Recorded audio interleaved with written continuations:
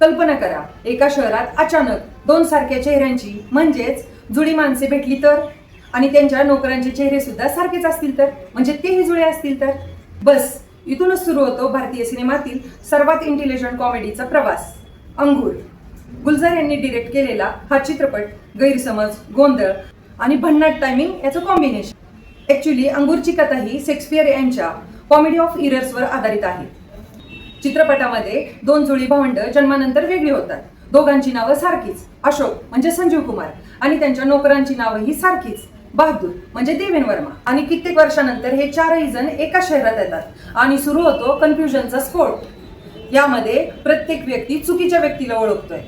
संजीव कुमार यांनी साकारलेल्या अशोकच्या चेहऱ्यावरचे कन्फ्युजन, त्याचा हेल्पलेसनेस, डायलॉग बोलताना घेतलेला पॉज, त्याची सहजता, नॅचरल कॉमिकचं टायमिंग एकदम भारी. तर देवेन वर्मा यांचा बहादूर आजही कॉमेडी चाहत्यांचा फेवरेट आहे.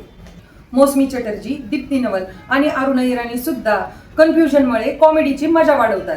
विशेष म्हणजे अंगूरमध्ये कुठेही लाऊड कॉमेडी नाही, डबल मिनिंगचे जोक्स नाहीत, तोंड वेडे वाकडे करून बळेच हसवणे नाही, तर आहेत ते फक्त परिस्थितीतून निर्माण होणारे प्युअर ह्युमर. हा चित्रपट सांगतो, गोंधळ परिस्थितीत नसतो, तो माणसाच्या डोक्यात असतो. पण अंगूर आजही सिनेमातील सर्वात रिफाईंड, इंटेलिजंट आणि टाइमलेस सिनेमा मानला जातो. हा चित्रपट यूट्यूबवर पाहण्यासाठी अवेलेबल आहे. असेच हिडन जेम्स पाहण्यासाठी माझ्या चॅनलला लाईक आणि सबस्क्राईब करा.